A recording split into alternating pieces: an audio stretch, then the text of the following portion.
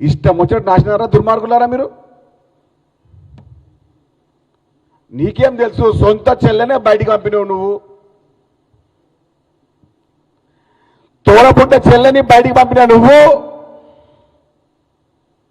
రక్తం పంచుకున్న బయటికి పట్టిన చెల్లెని బయటికి పంపిన నువ్వు, నీ సోషల్ మీడియా ద్వారా కాలువకుంట్ల కవితని దేవులపల్లి కవితగా మార్చిన నువ్వు, ఇంకొక మహిళ అయినా సానుభూతి ఎట్లుంటుందిరా నీకు? కేటీఆర్ లాంటి లత్కోరుగాడు వెతికినా దొరకని ఒక చెట్టు నా కొడుకు.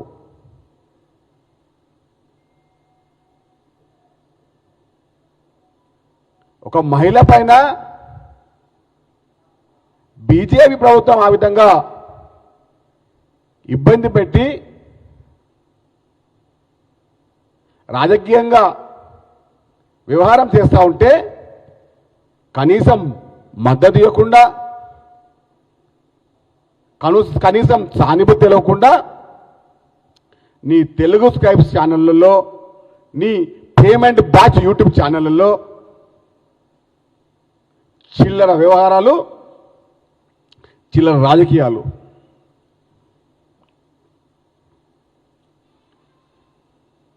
కేటీఆర్ లాంటి లుచ్చగాడు ఎతికినా దొరకడు.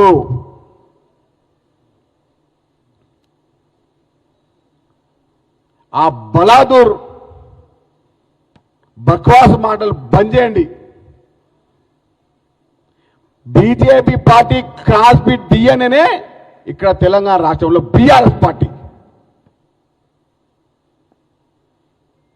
మహిళల పట్ల గౌరవం ఉండదు,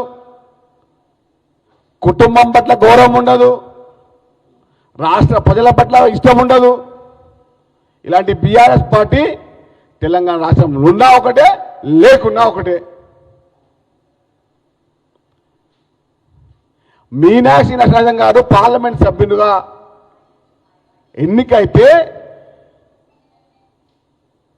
మొట్టమొదటిగా ఆనందపడ్డది ముఖ్యమంత్రి రేవంత్ రెడ్డి గారు. నాకు కూడా అర్థం కాదు బీజేపీ పార్టీది. నామినేషన్ ఇచ్చిన తర్వాత అప్పటికప్పుడు నిర్ణయాలు. ఈసీ కూడా